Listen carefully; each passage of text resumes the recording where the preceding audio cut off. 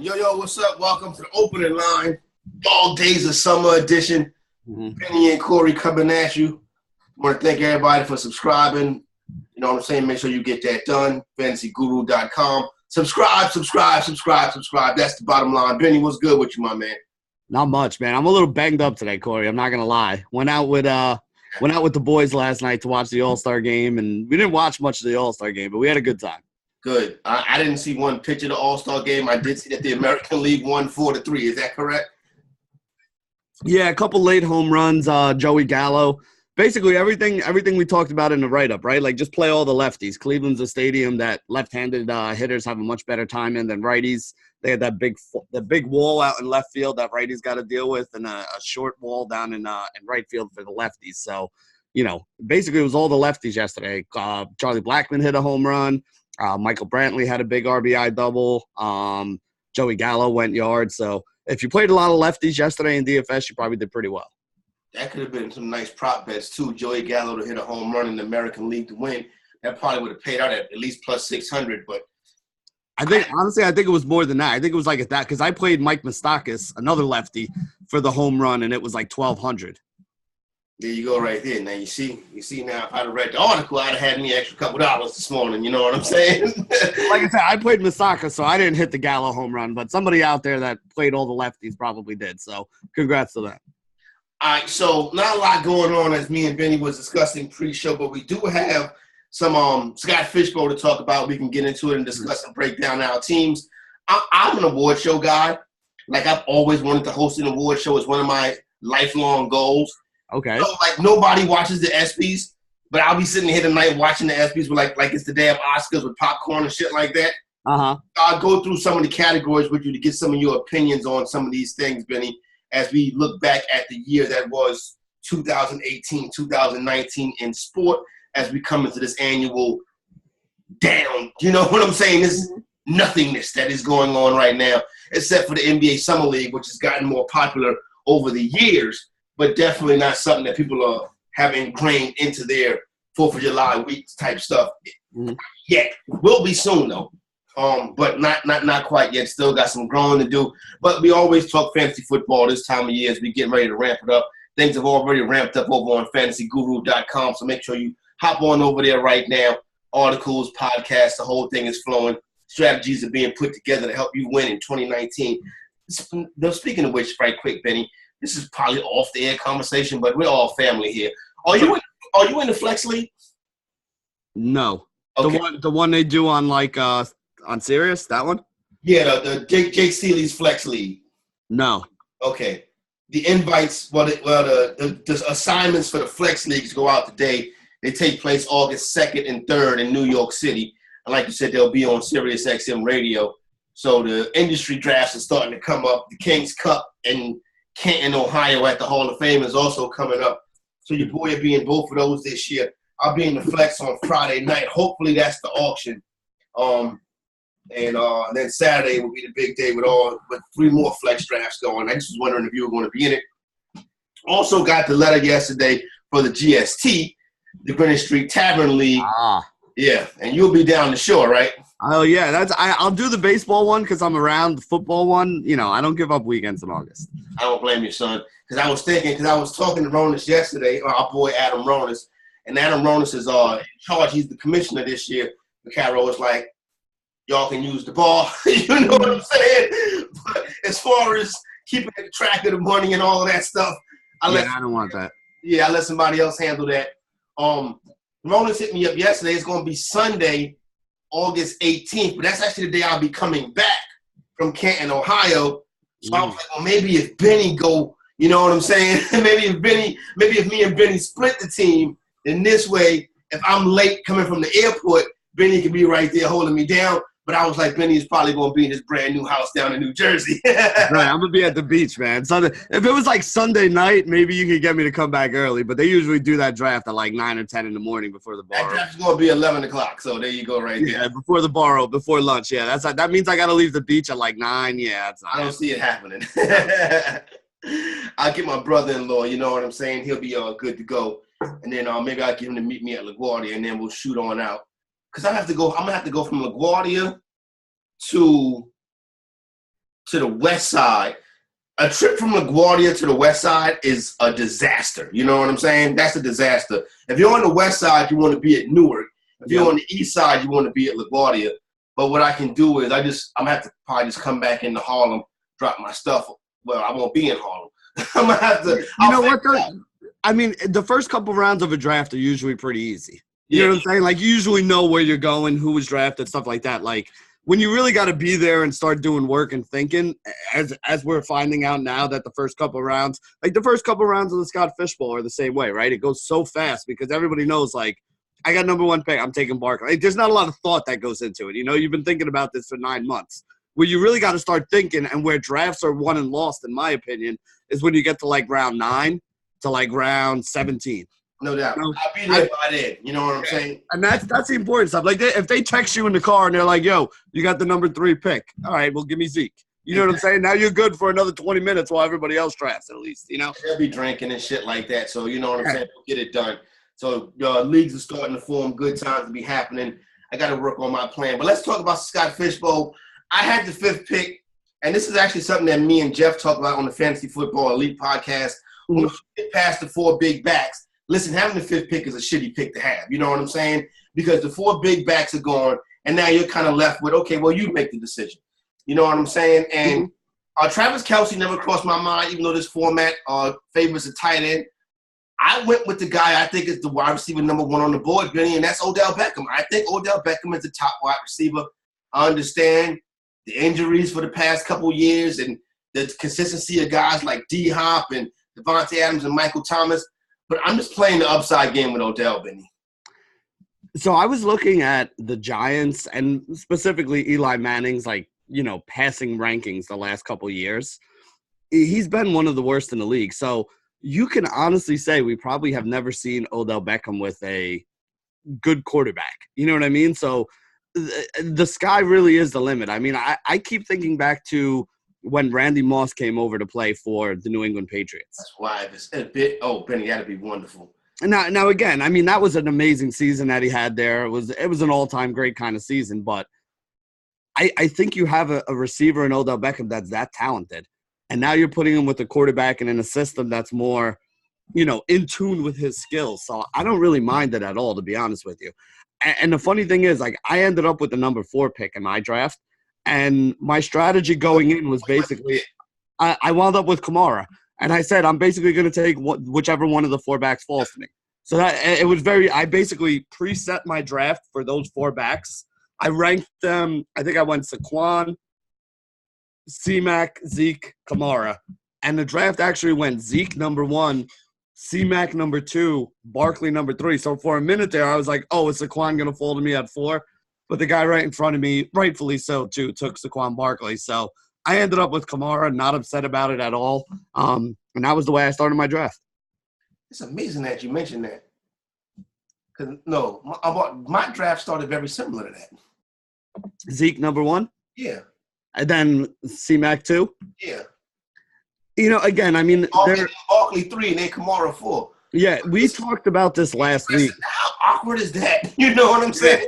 No, honestly, there were a lot more. Like, if you look through, like, one of the things I like about the Scott Fish Bowl is when you're on that My Fantasy League thing, you know, they break it down into divisions. Yep. So there's like 4 or 5 other divisions drafting at the same time as you are. And I mean, literally everybody in the industry is in this, right? So, like, you could trust that the guys that are drafting kind of have an idea and have done their homework and know what's going on. So it's a good way to get an idea of what's going to happen with your drafts coming up in July and August for the season, because you kind of see where guys are starting to fall. Now, again, like you said, there's some tweaks to the scoring in this that are going to be a lot different than other stuff, as we talked about, you know, yesterday. But still, like, when you see those 4 guys at the top, again, everybody kind of expected Barkley to be number 1, right? A lot of these drafts, Barkley's not going number 1. We talked about this on Monday too, when, you know, the whole thing over this weekend was whether or not Barkley's the number 1 back. And apparently a lot of people were on the side that he isn't right now, because a lot of these drafts, I'm seeing him slip to 2, 3. You know, he doesn't get past 3 usually, but you've seen Zeke and Christian McCaffrey kind of jump up on a lot of people's draft boards ahead of Saquon Barkley. And if anything, I think it could be if anything, if people are apprehensive about Barkley, they're not apprehensive about Barkley. They're apprehensive about Eli Manning keeping that job. They don't know what Daniel Jones will bring to the table if he gets the opportunity. I'm not going to switch up. Like, listen, I'm a guy that diversifies rosters, but it's not diversified roster time yet. Like, that'll be as we get later into August in my NFFCs and my FFWCs and stuff like that. But I went Damian Williams again. I knew he was going to be there. I knew I was going to go with him. You know what I'm saying? I went Damian Williams again. What you doing round 2? So to me, to win this draft, you need upside, right? Yeah. So I've been drafting guys that I think have been falling because of certain reasons. So I took Gurley in round 2. Okay. I actually took Tyreek Hill in round 5. So I'm going for a lot of these upside guys. I have Chris Carson in round 7. These guys could all wind up blowing up in my face. But I could also wind up with a top 5 running back who I got at the end of the second round. You know, pick 4 brought me back to pick 20 in the second round where I took Gurley. And then I think it was pick 52 is where I took Tyreek Hill, you know, with the rumors that there's a good chance he might not get suspended or maybe only wind up with 2 games. Tyreek Hill thing has just flipped. Mm-hmm. No audio. It's like, wait a minute. Mm-hmm. Someone was setting Tyreek Hill up the whole time? Mm-hmm. That's wild, Joe. Listen, we heard rumblings about this. We talked about it last week. We heard rumblings about this last week where the Kansas City Chiefs, who had heard this tape already, were basically like, listen, he's going to meet with the league, and honestly, there's a good chance. We don't think he's going to miss any time. Wow. So if that's the case, you know, I mean, this is a lot different than the Kareem Hunt thing where the video showed him beating the hell out of somebody and they dropped him the first day after. This is one of those things where when the team did their investigation, they found out that we're good. Yeah. Yeah, that's why when people were like, they got to cut Tyreek Hill right now, it's a completely different situation. And one thing that really annoys me about this is, you know, we live in a country where you're supposed to be innocent until proven guilty. You know what I mean? Now, again, it's not a court of law, as we found out with the Zeke situation last year. But at the same point in time, let the story come out before you start jumping to conclusions and making decisions and saying the team should go ahead and cut a guy. Again, we talked about it. If Tyreek Hill wasn't going through this whole suspension thing right now, he's probably a second, third-round pick at best. I wouldn't be surprised if he starts to creep back up to the second round. By the time we get to the middle of August, don't be surprised if Tyreek Hill's on that 2-3 turn. That's very interesting. People that drafted in May, got him in the 5th, 6th round, they could be cooking with gas. People who drafted in May got him in the 8th to 10th round. There you go. Like, right. I mean, if you got that kind of, and that's the thing. That's money behind that league, not a $25 league. You know what I mean? Like if you're in an NFFC and you did your main event draft already, because there have been drafts that have been going on for a while, or you did like your cut line drafts already, you drafted him as an 8th to 10th round receiver. Places where guys like, you know, Corey Davis and Allen Robinson, and I mean, don't get me wrong, Corey Davis, Allen Robinson, like they're not bad players, but they don't have the kind of upside that a 16-week Tyreek Hill can give you. All right. In round 2, Benny, I went Damian Williams, and you went you just said it. Todd Gurley. I went Gurley. Of Todd Gurley. I came back in the 3rd. That's when I said, let me pull the trigger on my quarterback in this super flex, and I had to go get my guy, my QB1. You know what I'm saying? The face of my franchise, my man Matt Ryan, took him off the board as QB5. What you doing 3? In 3, I went Adam Thielen. I got it.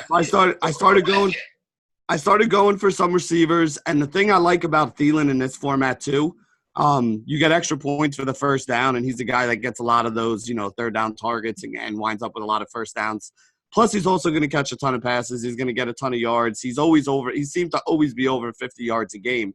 One thing that I thought was interesting when I was looking at some of the numbers, you know, Minnesota at the beginning of the season was throwing the ball like crazy and putting up big numbers and, you know, looked like a playoff team. They went away from the pass towards the end of the season. I don't know if it was like because the running backs got hurt and teams were just playing the pass more, so they decided to run, or, you know, exactly what the reason for it was. But with the more balanced offense this year, if Cook can stay healthy, I think it just makes it easier for those wide receivers on the outside to actually see even more room. So I'm expecting a huge year again out of Thielen. Yeah, and Thielen is in my opinion, a can't miss. Like I said, my thing with Thielen is who do you like better, Thielen or Diggs? I think for fantasy, Thielen might be slightly better, but I think Diggs is a better football player. I think Diggs can exist in the world without Thielen. I don't know how Thielen will exist in the world without Diggs, but when it comes to fantasy, I will give Thielen a slight nod. No quarterback yet, huh, Benny? So my first quarterback, I didn't draft my first quarterback till round 7. And a 2 quarterback. Interesting. And you know who I got? Who'd you get? I got my guy. I got Jameis. All right, well, that's nice. Oh, that's yeah. 7-4 is where I got Jameis. So we're talking first quarterback. My first quarterback. So we're talking pick 88 overall, I think, right? 7 times 12, 84, pick 4. Oh, no, it's 72. Pick 76, I took Jameis. So who's going to be your second quarterback? What's left? So right now we're in round 10. I still haven't taken my second quarterback. So the guys left on the board, Sam Darnold. I was going to say Sam Darnold. Yeah, Matt Stafford. I think Mariota's still left there on the board. I was hoping – go ahead. I said Stafford and Mariota, that's not bad. Yeah, I mean, again, if I can grab – the whole idea here is you want 2 starting quarterbacks, right? Uh-huh. So if I can grab a second one here, I'm going to be pretty happy. I tried to do things a little different than everybody else, right? I was trying to read the board. After I took Kamara 4, picks 5, 6, and 7 in my draft were the 3 tight ends.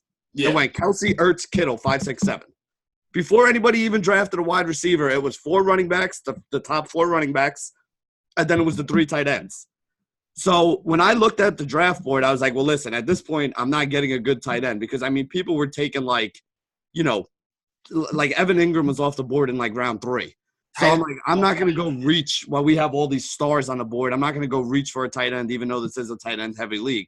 So I'm waiting on tight end. And there's still a bunch of guys out there. I don't want the 2 rookies who are like at the top of the ADP right now. But then you got guys like Chris Herndon underneath them who I wouldn't mind, and Jack Doyle. And, there's enough guys there. I really wanted Vance McDonald was the guy I was targeting. Somebody took him right before I drafted in like round 8. That was the guy I was hoping fell to me. But there's enough of these tight ends where I think what I'm going to wind up doing is drafting like 2 or 3 of them and then just kind of playing matchups and hoping I hit. No doubt. I can the tight end strategy, I agree with you on that. I've been a guy that likes to wait on tight end, even in this format, but I didn't this time. My goal this time, Benny, I wanted to build a balanced core. I wanted my wide receiver 1, my running back 1, my quarterback, my tight end, and then after that, I'm just hammering best player available all the way through the rest of the thing. So I came back in the next round. I got excuse me one second. I came back in round 4. I took my tight end with the 8th tight end off the board. I took Hunter. Is that the 4th tight? That's tight end. The 4th tight end off the board. I took Hunter Henry. Yeah, I think I went round 4 is when I went Robert Wood. So I was on the back end of round 4. So a lot of receivers started going right before me. There was like a big wide receiver run. That's crazy. In my draft, at the spot where you took Robert Wood, the person who drafted in that spot took A.J. Green. See, A.J. Green went to our boy Scotty Angle right before I wound up drafting over there. Angle took him on this way coming back in round 4. He took A.J. Green. You in the with Angle. I love that. Yeah, Angle started off. I actually like his team. He started off he went because I think he had like the 8th pick. So he was right after the 4 running backs and the tight ends went. So he had his pick of wide receivers. I forget which. I think he might have taken Michael Thomas. He was like 8 or 9, somewhere there. So he took 3 wide receivers, and A.J. Green was the 3rd one. So he's got a pretty strong wide receiver core. And sometimes that's what you got to do. Like, you go into a draft with a strategy, but depending on where you wind up in that draft and the players that are available, I mean, for him on the turn, when he was picking at like 8 or 9, literally no wide receivers were off the board yet. So he had his pick of like all these wide receivers, and then it came back around to him. So he wound up with 2 top 5 wide receivers on the turn right there. You can't really argue with that. I think the guy behind him did the same thing because that's just the way the draft fell. The way the draft fell is at the end of the first round, if you had the turn, you literally had your pick of the top 5 or 6 wide receivers. He might have I think he wound up with like Michael Thomas and Odell Beckham or something like that as his first 2. Not bad. Yeah, that's pretty strong. Long live the king. Long live the king, my man, Scott Angle. I got Renee Miller's in my draft. But, other than that, I don't recognize none of these names. But everybody's doing a good job. But shout out to my man, the king, Scott Angle. Scott Angle has flirted with winning this thing a couple times. Like the whole entire Scott's Fishbowl, which is wild to me because I have to be 3. My lineup is not going to be set. That's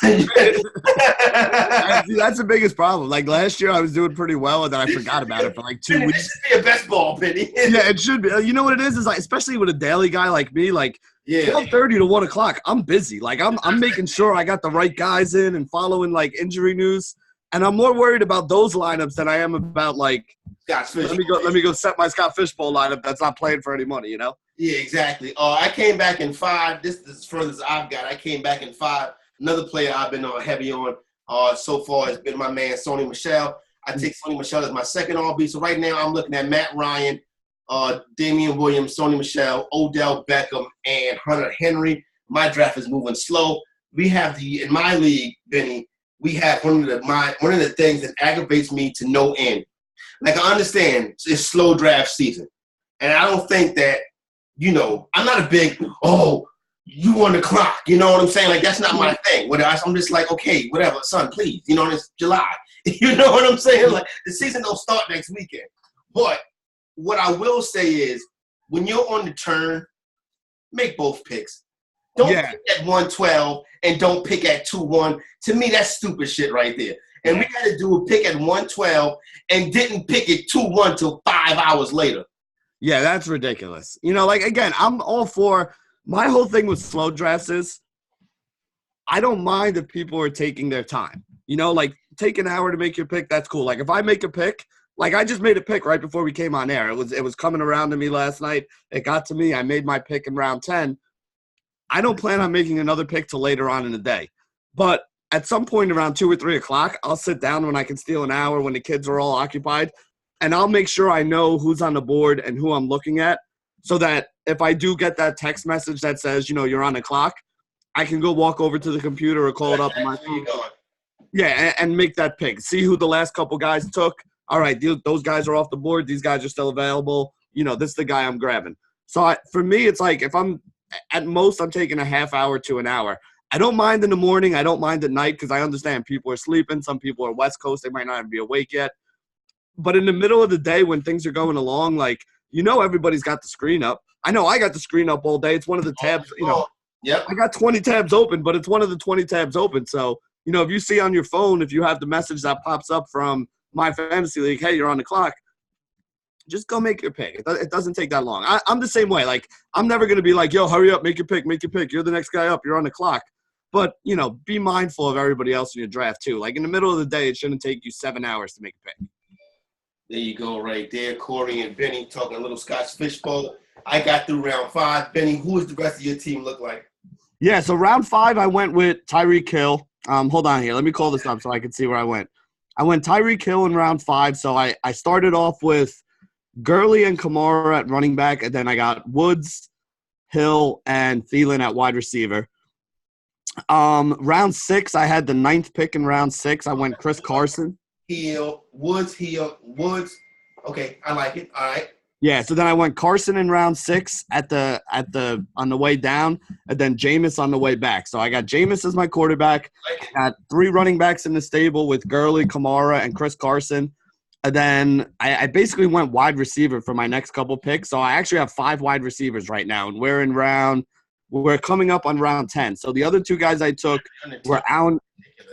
Yeah, I know. We're going pretty quick here. So I got Jameis as my quarterback. I got Gurley, I got Kamara, I got Carson at running back, and then my 5 wide receivers are Thielen, Woods, Tyreek Hill, and then I took Allen Robinson and Corey Davis. So far, it's coming together pretty good. So yeah, I'll keep you updated on what's going on in Scott's Fishbowl as we move throughout the course of the week. Right now, time to head over to myprizepicks.com. Not a lot going on, no baseball, but I will give you 2 WNBAs. I'll go over on Liz Cambage and Asia Wilson from the Las Vegas Aces. I'll go over on those 2 young ladies right there. So you got that. As far as NBA Summer League, nothing is up yet, so I can't give you anything of that. But there goes 2 WNBA for you right there. Liz Cambage and Asia Wilson of the Los Angeles Aces. Benny, it's award night. It's the ESPY night, Benny. It's one of my favorite nights of the year. So let's talk about it. I feel like I should be having like a scotch right now or something. Yes, as we get ready to have our Oscar party. Nobody has an ESPY party. You know what I'm saying? But what I will say is, Benny, excuse me. I'm gonna turn the air on. It's hot in here. I'll be right back, yo. Yeah, go ahead. All I know is I've been looking all morning to see if we can find some betting on this on the ESPYs, and I haven't been able to find the betting on the ESPYs yet this morning. So that'd be dope if we could find some. I'm sure there's got to be a site, and I'm sure. You know what? I'm actually going to text the MLB model in a little bit because I'm sure he knows about it. I'm sure he knows where it is. That'd be dope because I wouldn't mind getting in on that. ESPYs, obviously, sports awards will show on ESPN. Nobody really pays attention besides me, but I'm an ESPY guy. It's kind of my thing. I just ask you some questions or get your thoughts on a couple of things. The ESPYs kind of is the event that brought us to where we're at now in sports culture. If you remember a couple of years ago when Carmelo Anthony, LeBron James, and Chris Paul and those dudes went on stage and they talked about athletes taking a stand, you know what I'm saying, athletes taking a stand and standing up for things and being more than an athlete. The month after that, Colin Kaepernick happened, and it's just been full speed ever since. So that's one of the things that has come out to ESPYs in the past couple of years. It's always been interesting. After that call to action, you know what I'm saying? We're having a tick parade today for the U.S. women's soccer team. So there you go right there. Speaking of which, Benny, the award for best team, the nominees are everybody's favorite team, the U.S. women's soccer team, the Virginia Cavaliers men's basketball team, the Baylor Bears women's basketball team, the Toronto Raptors, the New England Patriots, the Clemson Tigers, and the Boston Red Sox. Obviously, a group of champions, all unique in their own. I think the women's soccer team is top of mind right now. You know what I'm saying? When they dominated the World Cup. Virginia, nice bounce back after what happened last year. I'll be honest, I don't know much about the Baylor Bears women's basketball team. The Toronto Raptors are a very strong candidate in this, you know what I'm saying? The New England Patriots, nobody kind of wants to see it. The Clemson Tigers absolutely drug Alabama. And then you got the Boston Red Sox that seem like they won 150 games, Benny. I mean, again, I don't know when they actually did the voting for this, but if the voting was recent, I mean, there's no way you can't give it to the U.S. women's national team for winning the World Cup. So it really comes down to when they voted on this. But either way, like when you talk about those teams, or any of those, like to me, the Raptors are the most iconic of all. Like that's the team that a lot of people would look at. But, you know, I don't really have a feeling. It's interesting too, though, Benny, because Clemson, I mean, they handled Alabama. You're right. That's true. But again, when I'm looking at it and I'm looking at like teams that, you know, captured the nation's attention and stuff like that, really like the women's national team is just head and shoulders above everybody else. And the only one that I think you could even come close is Toronto because they knocked off Golden State, which was like America's team. You know what I mean? No doubt. I agree with you. I think it's between those two also. Like I said, Clemson and the Red Sox, both historic. Clemson with that amazing championship game. Boston with an amazing season. The Patriots, people get tired of that shit. Virginia, kind of like, okay, you should have been there. You know what I'm saying? After what happened last year. But Toronto's run came out of nowhere, and it was great. They lost their first game of the playoffs. And then, you know, Kawhi and that shot versus the 76ers. Mm-hmm. That team just got stronger and stronger as it went. And obviously the women's national team, they're the rock stars right now. So yep. They won't be I don't think they'll be in attendance tonight unless they fly into L.A. after the parade, which they very well could. But the women's national team, I would say, is a strong favorite to win that award, Benny. Yeah, I mean, you know, listen, it is what it is. They won the World Cup. They, you know, for the last month or two, they pretty much captured the attention of everybody in the nation. You and I are talking about and watching women's soccer for the last month, which is something that, you know, we probably won't do for another 3 years and 11 months until the next World Cup starts. So, you know, this is definitely a team that has transcended just, you know, regular sports and all that stuff. So, to me, they're the winner. I don't even think it's close. Best upset. Old Dominion beats Virginia Tech in college football. The Columbus Blue Jackets sweep the Tampa Bay Lightning. Anthony Ruiz Jr. defeats Anthony Joshua. And Naomi Osaka defeats Serena Williams in the U.S. Open. See, I can't give it to Osaka because she's, like, really, really good. You know what I mean? Like, a lot of people were expecting her to be the one who the torch gets passed to. So to me, that was an amazing moment, though. Yes. But when she beat her, and then they're booing, and she's crying, and Serena, you know what I'm saying? And that was a wow match. That whole thing was wow. The way the whole thing set up. But you're right. Osaka's a better player than Serena Williams at this point. Yeah. So to me, I think the biggest upset going into it, I don't think anybody expected Ruiz to beat Joshua. No. Like that was a shock. So to me, upset. That was the one. Now, again, the Columbus, the Blue Jackets one was pretty big, too, for anybody who follows hockey out there. But to me, the Ruiz-Joshua thing was bigger. He was like a minus I mean, like a plus 2,000 underdog. Like it was, it was like an afterthought. Like there was no money bet on him. Nobody thought he had a chance. Joshua was fighting him to unify the belts to be the, heavy. Like everybody just pretty much had it as a foregone conclusion, and Ruiz won. So to me, that was the biggest upset of the year. I think you got to go with Anthony Ruiz. Ruiz also, because now the damn page is freezing on me, Benny. Like you said, that was the big betting upset. Now, don't get me wrong, that hockey one was big also. But when you look at it, I would go with that. And I'm trying to bring the page up, Benny, but I'm getting stuck over here. So, well, I'll tell you what. One that I would bet on if we had money, MLB Player of the Year should be Christian Yelich. I don't even think. I think that's easy. I think that's easy right there. I agree with you. Yeah. They also go from the All-Star break last year to the first half of this year. And I mean, the first half of this year already, the guys will kill it. 31 home runs, hitting over 300, ton of RBIs, runs scored, on base percent. I mean, Yelich is killing it this year as much as he did at the end of last year too. So if you're a betting man and you can get odds on it, Christian Yelich, MLB Player of the Year, I think is a lock. I don't even see how they could give it to anybody else. Yeah, I agree with you. That would, if you could bet it, that probably would be minus 500 or something like that.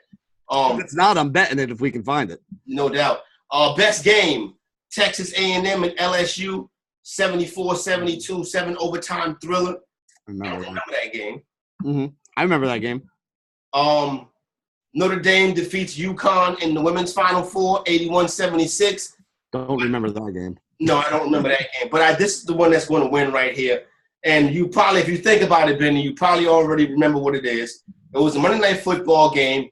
I believe the total going into the night was 78 between the Rams and the Chiefs. Yeah, it should be.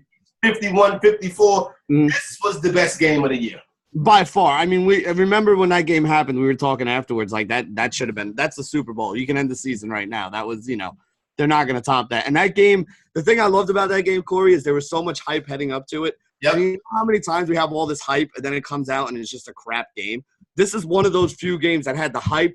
Everybody was in front of their TV. Everybody had their popcorn ready. And it was just one play after another. It lived up to every single expectation that everybody had up for it. So – I agree with you. It was one of those moments, iconic moments. That's something that should win an ESPY. Yeah, no doubt. That was an amazing game. I would think that, like I said, I'm having trouble loading the page right now. But if we were to continue to go through this, you'll find a more hard-pressed game or more hard-pressed moment. One thing I will say was this may not be a game. This could be more of a moment. But Dame Lillard hitting that shot to walk off the Oklahoma City Thunder. That was an amazing game, but that moment may have been bigger than what the game actually was. Oh, yeah, that's one of those ones that even if I'm Dame Lillard, I'm trying to find whoever had the best picture of me hitting the shot and, looking down. That one's going on my wall in my, my man cave if I'm him. All right, best male athlete, Pat Mahomes, Mookie Betts, Giannis Antetokounmpo, or Brooks Koepka. I think it's going to wind up going to Mahomes. I think so, too. Especially because ESPN likes to be the cool, hip station. So they'll do it just to have pictures of Pat Mahomes getting a trophy and having him go up there and give a speech. But, listen, he was awesome last year. I'm not saying he doesn't deserve it. But, it'll probably be Mahomes. I told people last year the two most exciting people in sports were Pat Mahomes and, I read to you, do I have to read the nominees, Benny, for best college athlete? Best college athlete? Who you going with? Come on. It's a slam dunk, literally. Oh, we going Zion? I mean, it's boring, but yeah, all right, fine. I mean, he did capture the entire nation, so he probably – I was actually thinking football, so I'm like, who is the football guy that he's going to say? But so here's the nominees. Kyler Murray, Zion, that's Sabrina from Oregon women's basketball, and Rachel Garcia, the UCLA softball girl. Yeah, it's not even close. No, it's not even close, Benny. It's crazy. You know what I'm saying? A lot of these are, best MMA fighter. Ooh, that's interesting. Who's nominees? Israel. Okay. Daniel Cormier. Okay. Henry Cejudo. Is that his name? Yeah. Cejudo. Yeah. Yeah. And Amanda Nunes. Nunez. That's tough. That's tough. You could kind of give it to all of them. I would probably go – I really hope they don't give it to Amanda Nunez, but, I mean, she's been good, but she's not been that good. Cormier, he had a couple – I'm trying to think who he fought. I mean, it'll probably go to Cejudo, to be honest. Okay, that's who it'll probably be. Yeah, I mean, if I had to bet on it, he'd probably be the guy that I'd bet on, but I don't know. That's actually kind of wide open. I think it could go anywhere. NFL, Pat Mahomes, Aaron Donald, Todd Gurley, Drew Brees. Pat Mahomes? Yeah, I mean, anything with Pat Mahomes' name in it, he's going to win. He had that good of a season. Mm-hmm. And he'll probably be in attendance tonight, too. So they're definitely going to love that. NBA, Giannis, Harden, Kevin Durant, Paul George. I mean, for me, it's Giannis. You know, I thought Giannis was the MVP, and I think Giannis was the best player. You know, again, I don't know what the criteria they're using for it is, but Giannis was awesome this year. In Major League Baseball, Mookie Betts, Christian Yelich, Jacob deGrom, Blake Snell. 100% Christian Yelich, and if he doesn't get it, it's a travesty. I would ask you MLS on some of these other ones, but I don't know. Yeah, MLS. If Ibrahimovic is there for MLS, I hope he wins it because I love Ibra. Let me see. I wish his page wasn't slow. I want to get to like the best performance or the best play to see what they have for those, but I don't see them on here. I don't think I'm yes, Ibrahimovic is the best MLS nominee for the LA Galaxy. Yep, give it to Zlatan. Let me see right quick if I can find any of the more interesting categories.